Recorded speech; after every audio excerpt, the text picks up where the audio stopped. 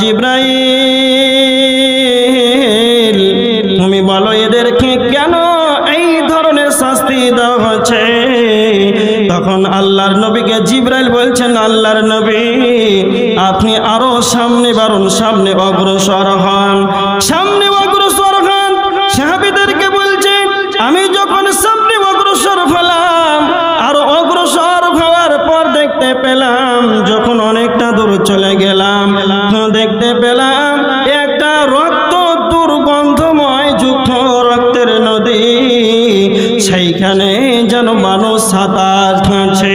সাঁতার কাটতে কাটতে যখন তারা নদীর তীরে যখন ফিরে আসার চেষ্টা করে, তখন তাদেরকে পাথর মেরে মেরে মেরে যেন তাদেরকে আবার সেই নদীর দিকে ফিরে যাওয়া হচ্ছে। নবীজি বলছেন জিবরাইল এদেরকে কেন এই ধরনের শাস্তি দেওয়া হচ্ছে আপনি বলেন। এবার তিনটি যখন ঘটনা ঘটে যাওয়ার পর এবার তখন জিবরাইল বলতে লাগলেন, আল্লাহর নবী আপনি যেটা সর্বপ্রথম দেখতে পেলেন, একজনকে মাথায় যেন পাথর মেরে মেরে আঘাত করা হয়েছে। যখন তার পাথরটা যখন আনতে যায়, তার মাথাটা যেন পূর্বের নেই আবার ভালো হয়ে যায়, মাথাটা যেন পূর্বের নেই হয়ে যায়। আল্লাহর নবী এই শাস্তির কারণ হলো দুনিয়াতে এরা কোরআন শিক্ষা গ্রহণ করেছে, দুনিয়াতে কোরআন শিক্ষা গ্রহণ করার পর এরা দুনিয়াতে কোরআন তেলাওয়াত করে নাই, কোরআন অনুযায়ী আমল করে নাই, এই কারণে এদেরকে এই ধরনের শাস্তি দেওয়া হয়েছে।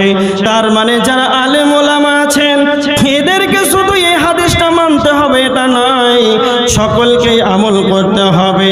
যারা মুরব্বী আছেন, যারা বয়স্ক মানুষ আছেন, যারা মা বোনেরা আছেন, যারাই কোরআন তেলাওয়াত করতে জানেন আর শুধু রমজান মাসে কোরআন তেলাওয়াত করছেন, আর বাকি 11 মাস যেন মসজিদের আলমারি শোকেসে সাজানো গুছানো থাকে, আবার রমজান মাস আসবে তো কোরআন খোলা হবে আর কোরআনে এক আঙ্গুল পরিমাণ যেন ধুলা পড়ে আছে।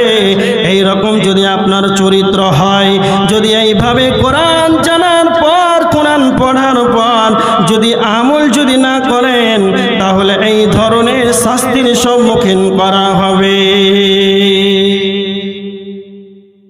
যেই ব্যক্তি কোরআন শিক্ষা গ্রহণ করবে, শুধু যারা আলেম ওলামা, যারা মাদ্রাসায় পড়েছে ওরাই, সাধারণ পাবলিক যারাই কোরআন শিক্ষা গ্রহণ করেছে, যারাই কোরআন পড়তে জানে, এর প্রতি যদি আমল না করে, প্রত্যেক দিন যদি তেলাওয়াত না করে, তাহলে এই অবস্থা তাকে জাহান্নামে শাস্তি দেওয়া হবে। এবার আল্লাহ রাসূল সাল্লাল্লাহু আলাইহি ওয়াসাল্লাম আবার অনেকটা অগ্রসর হলেন। যেতে যেতে যেতে অনেক দূর চলে গেলেন, তো দেখতে পেলেন যে একটা তন্দুর চুলহা, ওপরটা যেন সংকীর্ণ আর ভিতরটা যেন প্রশস্ত, এইরকম একটি জায়গা। জিবরাইল বলেন, ইয়া রাসূলুল্লাহ তন্দুর চুলহার মতো ওপরটা যেন সংকীর্ণ, ভিতরটা যেন প্রশস্ত, নারী আর পুরুষ, পুরুষ আর নারী যেন উলঙ্গ হয়ে আছে, তারা যেন সেই উলঙ্গ পুরুষ আর নারী যেন চিৎকার করেছে। এরা হলো সেই দুনিয়ার ব্যভিচার করনেওয়ালা, দুনিয়াতে এরা জিনা করেছে, জিনা করার কারণে তাদেরকে তন্দুর চুলাতে তাদেরকে ভরে দেওয়া হবে। তার মানে দুনিয়াতে যারা জিনা করবে, এখন এত সুন্দর জালসার সভা আয়োজন করা হয়েছে, মাদ্রাসার উন্নতি কল্পে জলসা, মাদ্রাসার উন্নতি কল্পে জলসা, দেবীদাসপুর মাদ্রাসায় জলসা হবে, এটা নতুন নয়। 3 মাস থেকে আলোচনা হলো, পোস্টারিং হলো, মাইকিং হলো, হওয়ার পর এখন দেখেন রাস্তাতে ছেলে মেয়েরা যেন একে অপরে যেন ধাক্কা মেরে চলছে। একজন মহিলাকে উলঙ্গ করে তার সঙ্গে মিলামেশা করা, এটাই যে জেনা, এটাই আমরা মনে করি যে মনে হয় এটা জেনা, জি এটাও জেনা, কিন্তু জেনার অনেক রকম তা বিভাজন রয়েছে। এখন আপনি রাস্তাতে যান, এখনো জেনা চলছে। একজন মহিলা যখন বেপরদা হয়ে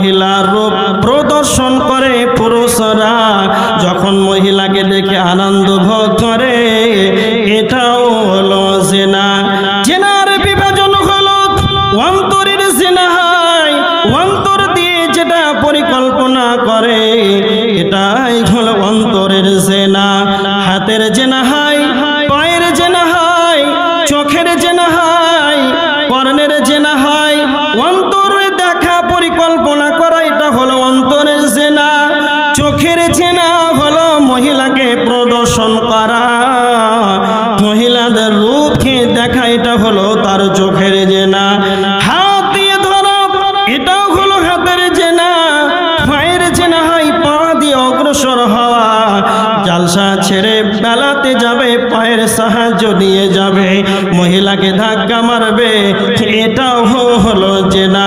তো নবীজি বলছেন যারাই জেনা করবে তাদেরকে সেই তন্দুর চুলহাতে, তাদেরকে সেই জাহান্নামে তাদেরকে উলঙ্গ করে মহিলার পুরুষকে অ্যাপ্রোচিং করে ফেলা হবে। 3 নম্বর হলো জিবরাইল বলছেন ইয়া রাসূলুল্লাহ আপনি যেটা দেখতে পেলেন সেটা হলো সেই রক্ত পচা দুর্গন্ধময় যুক্ত রক্তের নদী। সেই রক্তের নদীতে মানুষ যেন সাঁতার কাটছে, আর সাঁতার কাটতে কাটতে যখন তারা তীরে আসার চেষ্টা করে তাদেরকে পাথর মেরে মেরে দেন, তাদেরকে আবার আঘাত করা হয়। তো নবী জিবরাইল বলছেন রাসূলুল্লাহ এদেরকে শাস্তির কারণ, এদেরকে পাথর মারার কারণ এরা দুনিয়াতে সুদ খেয়েছে, সুদ খাওয়ার কারণে এদেরকে এই ধরনের শাস্তি দেওয়া হয়। সুদ দেনেওয়ালা, সুদ খানেওয়ালা, যারাই সুদ দেবে, যারা সুদ খাবে, যারা সুদ দেবে, যারা সুদ খাবে উভয় হলো একই পাপী। যারা সুদ দেবে আর যারা সুদ খাবে তারা এক সমান পাপী। তো যারা সুদ খাবে, যারা সুদ দিবে তাদেরকে রক্ত পচা দুর্গন্ধময় যুক্ত রক্তের নদীতে তাদেরকে ফেলে দেওয়া হবে। যারা সুদ খাবে এদেরকে রক্তের নদীতে, পচা রক্তের নদীতে তাদেরকে ফেলে দেওয়া হবে। এবার বলেন মুসলিম সমাজ আমাদের ভিতরে সুদ আছে না নাই?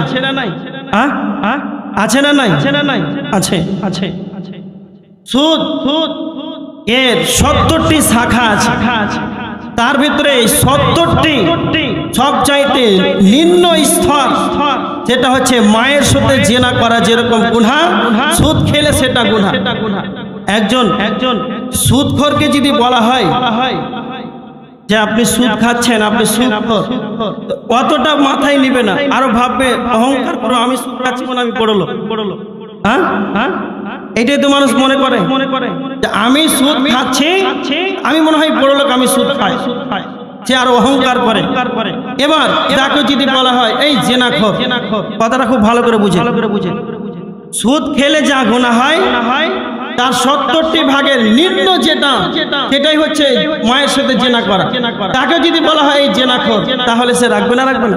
কথা বলে রাখবে, অবশ্যই রাখবে। কিন্তু সেটা বুঝে না যে কত বড় পাপ।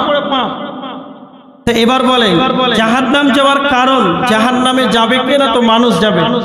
তো সুদ খেলে জাহান্নামে যাবে, সেই রক্ত পচা দুর্গন্ধময় যুক্ত রক্তের নদীতে ফেলে দেওয়া হবে। তো সুদ মানুষে খায় না ছাগলে খায়? সুদ তো ছাগলে খায় না, মানুষই খায়। তো যাবে কেন? সুদ খাওয়ার কারণে যাবে কেন? তো মানুষই যাবে। জাহান্নামের ইন্ধন হবে মানুষ। এবার দেখেন জাহান্নামের 3টা কারণ যাওয়ার, এখানে 3টা আলোচনা করলাম। সূরা হুমাযাতে 2টা আছে জাহান্নাম যাওয়ার কারণ, 2টা এখানে বর্ণনা করেছেন আল্লাহ সুবহানাহু ওয়া তাআলা। 2টা কারণ বলেছেন সূরা হুমাযাত। বিসমিল্লাহির রহমানির রহিম। ওয়াইলুল লিকুল্লি হুমাযাতিল লুমাযা আল্লাযী জামা মালান ওয়া আদ্দাদা। আল্লাহ রাব্বুল আলামিন বলেছেন এইখানে 2টা কারণ বর্ণনা করেছেন জাহান্নাম যাওয়ার কারণ। 1 নম্বর হলো যারা গীবত করবে, যারা মানুষের সামনে পিছনে যারা গীবত করবে, যারা মানুষকে সামনে অপমান করবে এবং পিছনে তার গীবত করবে। আব্দুল কাইয়ুম আপনাদের সম্মুখে 1.5 ঘন্টা আলোচনা করলো, এই 1.5 ঘন্টার ভিতরে কতগুলো ভুল হলো এটা আব্দুল কাইয়ুমকে বলাটা উচিত হবে। আব্দুল কাইয়ুম কি ভুল করলো এটা আপনি সকালে চায়ের দোকানে বলবেন আব্দুল কাইয়ুম মালদা থেকে এলো, আরে এত বড় বক্তাতে ভুল করে দিল। এটা যদি আপনি মানুষের সামনে করেন তাহলে আপনার গীবত হয়ে যাবে।